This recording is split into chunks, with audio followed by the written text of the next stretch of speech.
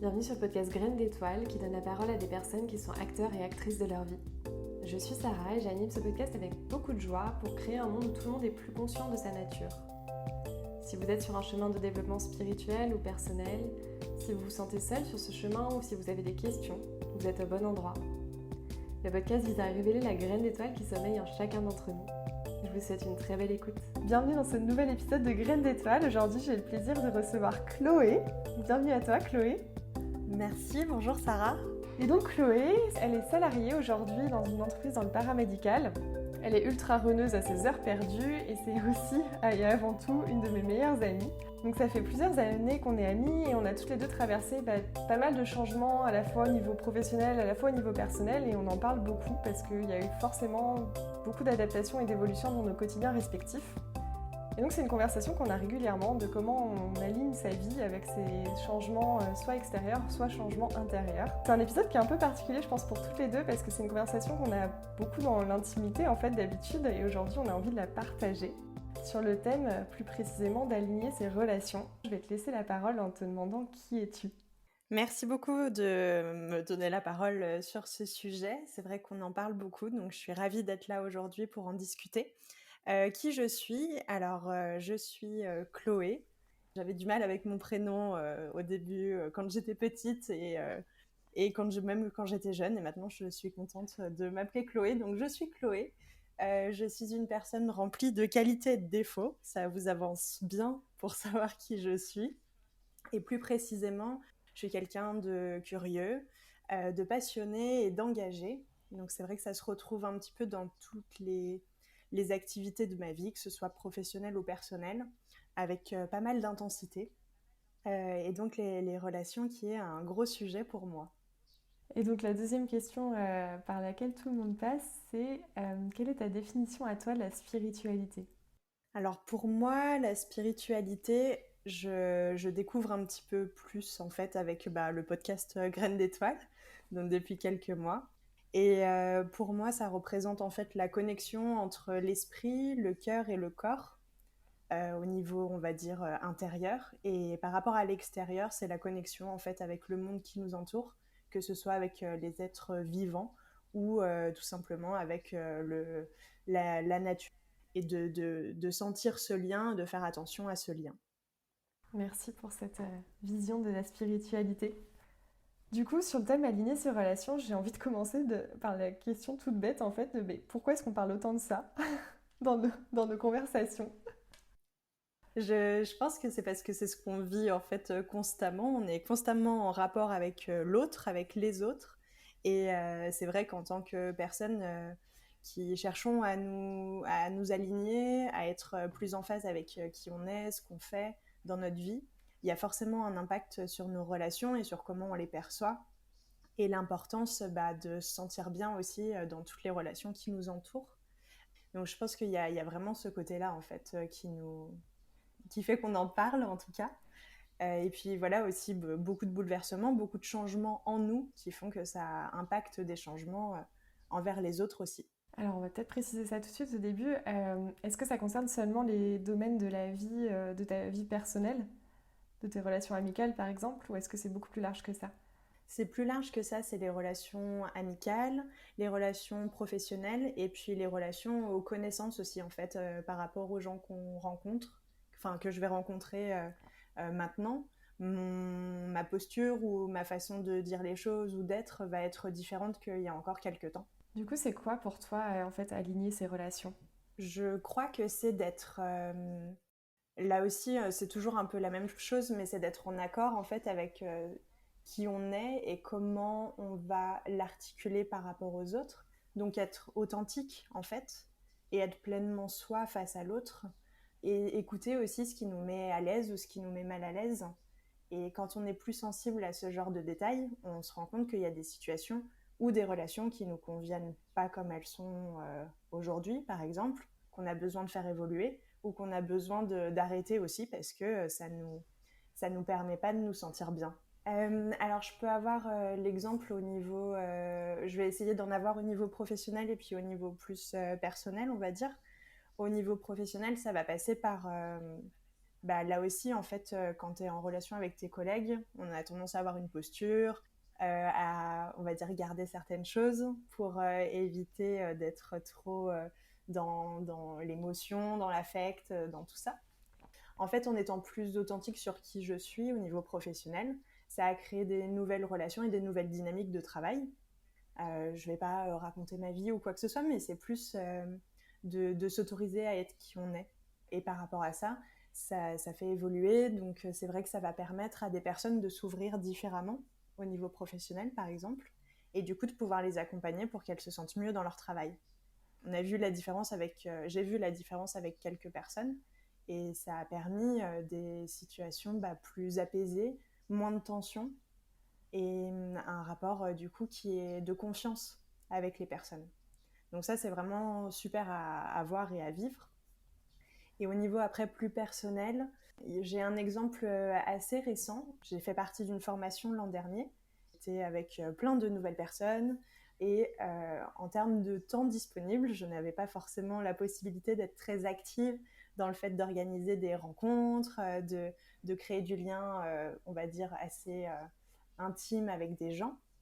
Et malgré tout ça, en fait, à la fin de l'année, on a un peu tous échangé, on s'est écrit des petits mots les uns les autres pour voilà, savoir ce que nous avaient apporté les personnes qui nous entouraient pendant cette formation. Et en fait, je me suis rendu compte, avec les mots que j'ai reçus, que juste en étant moi-même, ça avait quand même généré du bien autour de moi, pour les autres. Ils avaient quand même perçu qui j'étais, même sans être dans une position où j'étais active, où je faisais pour les autres. Et ça m'a fait beaucoup de bien de me rendre compte de ça. Comment tu fais en fait pour aligner en fait, pour t'autoriser à être toi de plus en plus et de voir justement ces changements autour de toi. J'imagine que c'est quand même pas comme ça du jour au lendemain.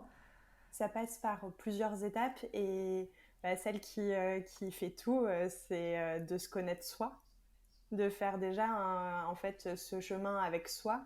Ça a commencé pour moi vraiment en laissant de la place à des activités qui m'étaient chères, comme par exemple la course à pied.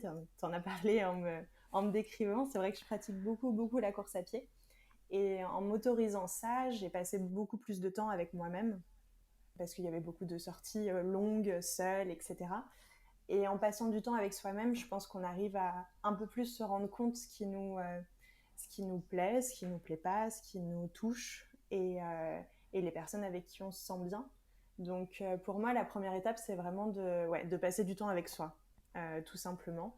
Et plus on passe de temps avec soi, plus on apprend à se découvrir et plus en fait on est déjà honnête avec soi-même, plus on va pouvoir l'être avec les autres étant voilà, plus authentique, plus simple face aux autres. Ça crée d'autres relations et ça permet juste d'être soi sans pression aussi et sans se sentir à devoir représenter quelque chose ou à être quelqu'un de telle ou telle manière ou à faire pour être apprécié et pour créer du lien avec les autres. C'est une belle définition, je te remercie de la donner. Est-ce que tu as quand même dû gérer à un moment des gens qui comprennent pas cet alignement? Ouais, c'est super dur, c'était très dur, ça l'est encore d'une certaine manière parce que ça évolue constamment. Et oui, de se sentir déjà évoluer soi, c'est pas évident parce que ça chamboule beaucoup. Je pense qu'on est toutes les deux OK pour le dire. Donc déjà, de vivre ce bouleversement à l'intérieur, voilà, ça demande du temps, du travail, et puis ça perturbe, ça bouleverse, ça crée plein d'émotions. Et en plus de ça, quand on se rend compte qu'en plus, ça change notre dynamique et notre place au sein des relations, c'est encore plus bouleversant parce que non seulement on perd notre place un peu avec nous-mêmes et en plus on perd notre place avec les autres. Donc c'est vrai que ça crée plein de tensions, de contradictions aussi, et puis cette volonté de vouloir être accepté comme on est et d'avoir la sensation que c'est pas le cas, alors que souvent c'est juste que c'est un changement de dynamique et donc il faut s'adapter d'un côté et de l'autre. J'ai pu le voir au niveau familial, par exemple, où j'avais une place qui était là depuis très longtemps Et d'un coup, je me suis mise à plus m'exprimer, à plus partager mes opinions, à moins laisser passer certaines choses aussi. Et au début, ça crée de la surprise, de l'étonnement, et puis où soit aussi on a l'impression du coup d'être toujours en confrontation, alors que c'est pas forcément ça. Il faut aussi accepter que voilà, il y a des accords et que c'est ok aussi, et que forcément que la relation va changer autour de tout ça, parce qu'on va plus vouloir montrer qui on est et partager ce qu'on aime, partager les activités qui nous plaisent, et accepter aussi que la relation évolue. Et ça, c'est ce qui est dur, c'est de laisser, de faire le deuil en fait de ce qui existait et d'accepter que ce soit nouveau. Ça m'a énormément chamboulé ces dernières années. Aujourd'hui, ça va mieux parce que déjà, on se rend compte qu'il y a certaines personnes qui sont toujours là, même si on évolue. Donc ça fait quand même du bien aussi. Moi, j'ai appris aussi à avoir un discours qui est plus honnête avec les autres. Et quand on est plus honnête, en fait, c'est mieux reçu aussi. Ils comprennent. Il y avait une incompréhension, donc d'apporter de la clarté, c'est toujours bénéfique sur comment on fonctionne, sur comment on a envie de vivre, sur ce qu'on aime et ce pourquoi on fait les choses. Et à partir de là, ça se passe relativement bien globalement. Et puis ensuite, il y a aussi se détacher de certaines relations. Et ça, pour le coup, ça demande aussi un temps d'acceptation. Et en recréer des nouvelles aussi, non? Et en recréer des nouvelles. Et ça, c'est la partie plus joyeuse, on va dire. En recréer des nouvelles et en faire évoluer certaines aussi.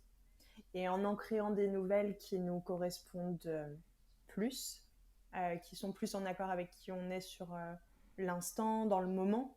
C'est génial de voir ça aussi, et en étant, on va dire, 100% soi-même. C'est très chouette de voir ça et de voir qu'il y a des relations du coup encore différentes, fortes différemment qui se créent autour de ça. Je sais que t'aimes beaucoup tu travailles beaucoup en ce moment sur la notion de réussite. Du coup, j'avais envie de te demander en quoi c'est lié en fait ces deux sujets de finalement être soi au niveau de ses relations et la réussite.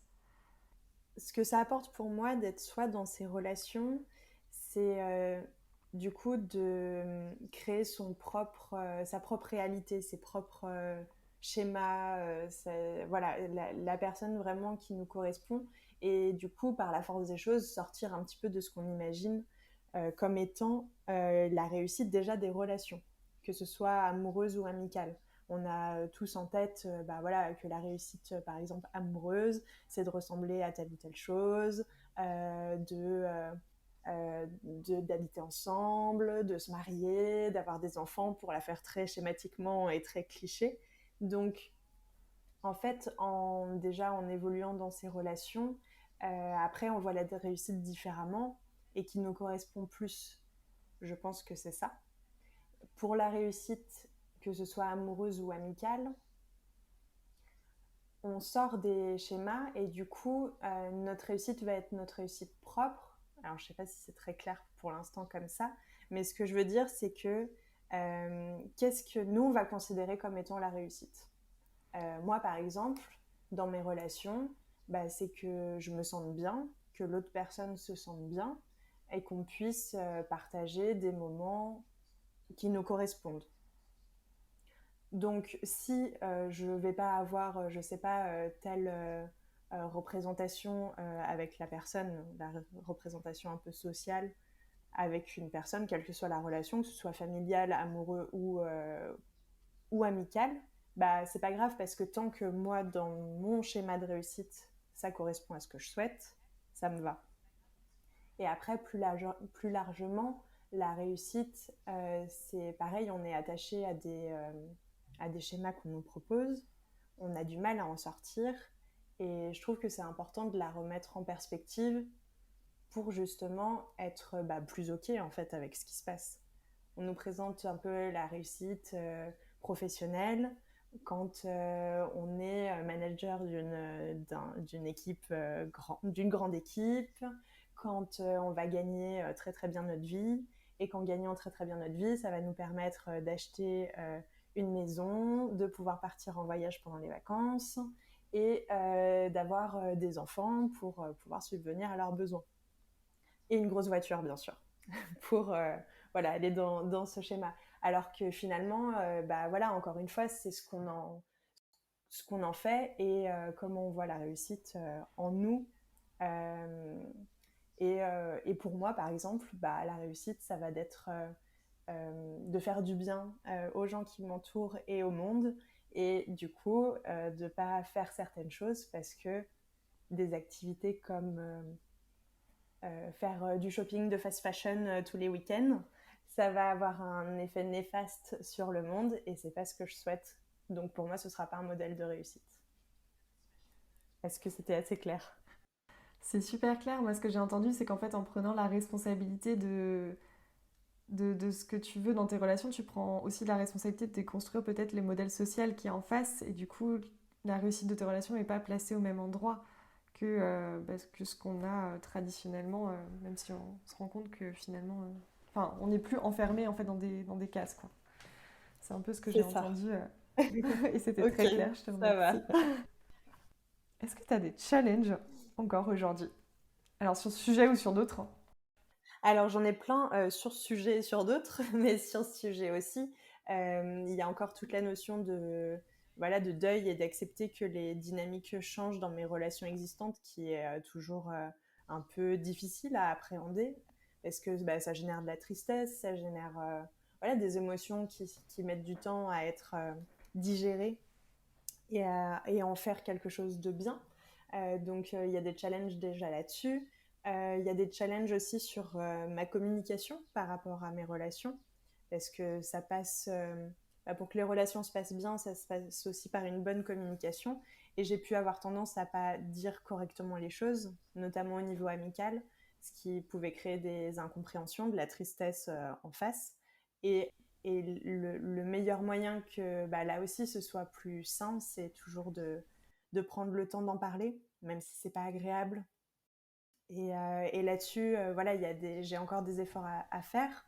C'est mieux. J'essaie voilà, d'être plus honnête aussi avec moi et les personnes qui m'entourent et de leur apporter des clés de compréhension pour que mes relations puissent évoluer aussi de leur côté, qu'ils ne soient pas attachés à des choses qui ne sont pas dites, qui ne sont pas claires, et ce qui demande toujours plus de temps après pour s'en détacher. Donc il y a ce côté-là au niveau des relations en challenge. Et après, pour le reste, oui, il y a plein de challenges pour être encore plus moi-même. Et du coup, d'arrêter mes activités autour de ce qui me plaît vraiment, de ce que j'ai vraiment envie d'apporter, de ce que j'ai envie de faire et d'être. Donc voilà, un petit peu tout ça. Merci pour ce partage de challenge. Merci à toi. Est-ce que, je demande ça à toutes les graines d'étoiles qui passent sur le podcast aussi, est-ce que tu as une astuce peut-être à partager pour tous ceux qui nous écoutent? Ou bien une recommandation de quelque chose qui t'a peut-être aidé sur ce sujet? Tu peux choisir entre les deux. Pour ce sujet, au niveau des relations, alors ce sera plus les relations amoureuses, mais il y a le podcast Le cœur sur la table qui en parle très très bien, qui voit justement, voilà, qui déconstruit plein de schémas qu'on peut avoir, qui ouvre des possibilités. Donc ça, je trouve que c'est un podcast très intéressant là-dessus. Et après, je peux faire une autre recommandation pour le côté plus pour soi-même, d'être accompagné par une personne extérieure. Ça aide beaucoup à mieux appréhender tout ça et à se rendre compte de comment on le vit et à mieux le vivre aussi. Tous ces bouleversements, tous ces chamboulements, que ce soit au niveau des relations ou au niveau même de toutes les transitions qu'on vit en soi et surtout en ce moment où beaucoup de choses bougent aussi dans la société. Merci Chloé. Est-ce que tu as un dernier mot peut-être à rajouter? Oui, j'ai un dernier mot. Je voudrais déjà te remercier, Sarah, parce que ton podcast, il apporte plein de choses à beaucoup de monde. Donc ça, c'est super. Et puis de m'avoir proposé d'y participer. Je suis très honorée et très touchée de le faire, pas sans appréhension. Et donc, c'est très, très chouette d'avoir cette discussion-là en podcast. Et merci pour tout ce que tu fais. Mais merci à toi d'avoir partagé ta vision sur les relations et sur comment être soi au final en fait dans tous les aspects de sa vie. Merci d'avoir contribué à ce petit réseau Graines d'étoiles et puis on se retrouve très vite sur un prochain épisode. De toute façon, merci Chloé. Merci à toi, une bonne journée à tous. Merci pour votre écoute, j'espère que cet épisode vous a plu. Si c'est le cas, n'hésitez pas à le partager autour de vous et à le faire connaître. On se retrouve dans tous les cas très bientôt pour un prochain épisode de Graines d'étoiles. Si vous voulez être tenu au courant de l'actualité du podcast, vous pouvez me suivre sur Instagram ou bien vous abonner à votre plateforme d'écoute. À très bientôt.